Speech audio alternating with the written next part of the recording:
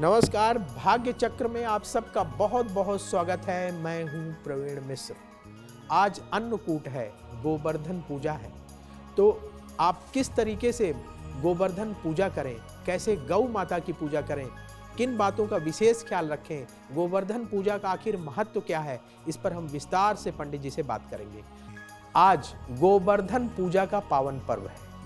पंडित जी, गोवर्धन पूजा का क्या महत्व है? आज अन्नकूट भी है, तो अन्नकूट और गोवर्धन पूजा का क्या विशेष महत्व है? देखिए, दीपावली जो है वो 5 दिवसीय पर्व है। इसका आरंभ होता है धनतेरस के साथ, दूसरा पर्व नरक चतुर्दशी, तीसरा दीपावली, चौथा पर्व है अन्नकूट और गोवर्धन पूजा। इसका महत्व क्या है? देखिए, दीपावली के अगले दिन या कार्तिक शुक्ल प्रतिपदा को अन्नकूट और गोवर्धन की पूजा की जाती है। मूलतः ये प्रकृति की पूजा है। इसका आरंभ श्री कृष्ण ने किया था। इस दिन प्रकृति के आधार के रूप में, प्रकृति के सिंबल के रूप में गोवर्धन पर्वत की पूजा की जाती है और समाज के आधार के रूप में गाय की पूजा की जाती है। गोवर्धन एक पर्वत का नाम भी है, उसकी पूजा होती है। और गोवर्धन मतलब गायों के वंश का विस्तार, तो गाय की पूजा भी होती है। ये पूजा ब्रज से आरंभ हुई थी और धीरे धीरे पूरे भारतवर्ष में प्रचलित हो गई। मुख्यतः प्रकृति और समाज, इन दोनों को जोड़ने वाली पूजा है।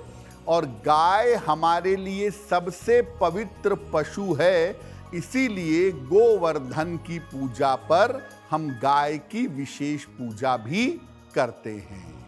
अन्नकूट की पूजा किस प्रकार करना चाहिए, किन बातों का ख्याल रखना चाहिए, पंडित जी से समझते हैं।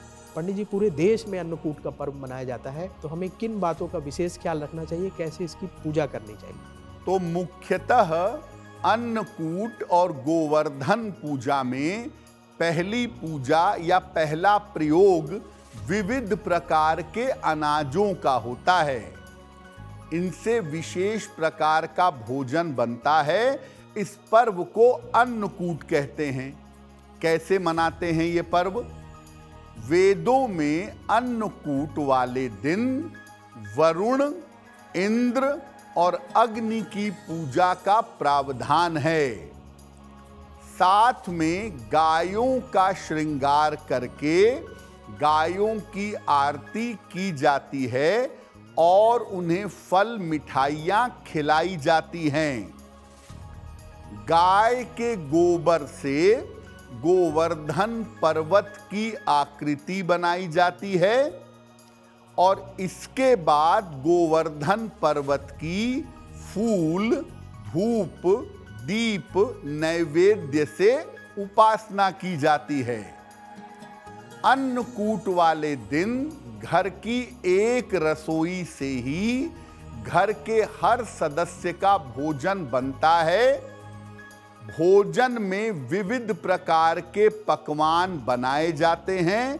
सात्विक भोजन बनता है, प्याज लहसुन का प्रयोग नहीं होता। इन पकवानों का भगवान कृष्ण को भोग लगता है और उसके बाद घर के सभी सदस्य मिल करके एक साथ प्रसाद पाते हैं, भोजन करते हैं। तो अन्नकूट का जो पर्व है वो भगवान कृष्ण को पकवान अर्पित करके सभी लोग एक साथ बैठ करके भोजन ग्रहण करेंगे। गोवर्धन की पूजा करने से बड़ा पुण्य मिलता है। पंडित जी से समझते हैं। पंडित जी, गोवर्धन की पूजा कैसे करें? जैसा आपको पहले बताया कि प्रकृति के रूप में, प्रकृति के आधार के रूप में गोवर्धन पर्वत की पूजा की जाती है। तो किस प्रकार होगी गोवर्धन पर्वत की पूजा? प्रातः काल 10 बजे के पहले बेहतर होगा शरीर पर तेल मलकर स्नान करिए। घर के मुख्य द्वार पर गाय के गोबर से गोवर्धन की आकृति बनाइए। गोबर का गोवर्धन पर्वत बनाइए। पास में ग्वाल बाल पेड़ पौधों की आकृति बनाइए और इस आकृति के बीच में पर्वत की आकृति के ऊपर मध्य में भगवान कृष्ण की मूर्ति रख दें। इसके बाद भगवान कृष्ण ग्वाल बाल और गोवर्धन पर्वत का विशेष तरीके से पूजन करें। फल, मिठाई, पुष्प, धूप, दीप ये सब अर्पित करके उनकी पूजा करें। इसके बाद गोवर्धन पर्वत को प्रतीकात्मक रूप से और भगवान कृष्ण को वास्तव में पकवान और पंचामृत का भोग लगाएं। इसके बाद गोवर्धन पूजा की कथा सुने कि कैसे भगवान कृष्ण ने इंद्र के क्रोध से रक्षा करने के लिए गोवर्धन पर्वत को अपनी सबसे छोटी उंगली पर उठा लिया था। तो गोवर्धन पूजा की कथा सुने, प्रसाद बांटें लोगों में और सबके साथ मिल करके भोजन करें।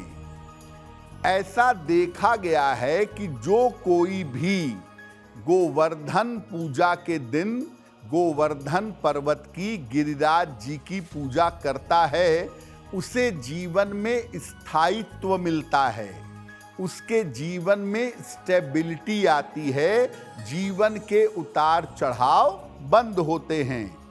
तो अन्नकूट और गोवर्धन पर्वत की पूजा वाले दिन गोवर्धन पर्वत की पूजा भी अवश्य करिएगा। आप सब जानते हैं कि गौ माता में बहुत सारे देवी देवताओं का वास होता है और आज गौ माता की पूजा की जाती है। तो पंडित जी, हमें गौ माता की पूजा कैसे करनी चाहिए, किन बातों का ख्याल रखना चाहिए? जैसा आपको पहले बताया था कि अन्नकूट और गोवर्धन पूजा वाले दिन गायों की पूजा भी होती है, उनके वंश के विस्तार के लिए। तो अब ये जानते हैं कि गोवर्धन पूजा के दिन गौ माता की पूजा कैसे करेंगे।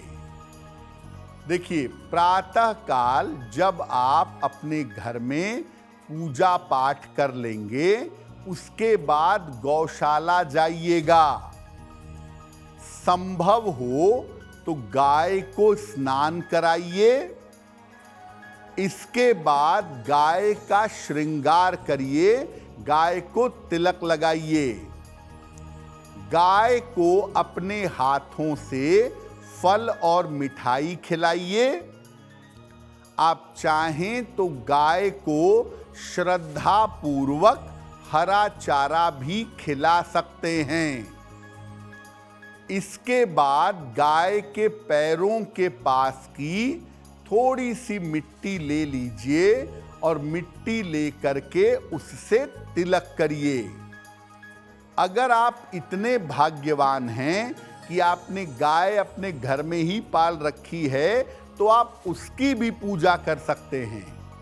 और चूंकि अब गाय लोग बहुत कम पालते हैं, तो अगर गाय नहीं पाले हैं तो घर के आसपास किसी गौशाला में जाकर गाय को चारा, मिठाई, फल आदि खिलाएं और गाय का पूजन करें। और एक नियम बना लें कि नियमित रूप से गौशाला में गाय के चारे के लिए कुछ न कुछ दान करते रहेंगे।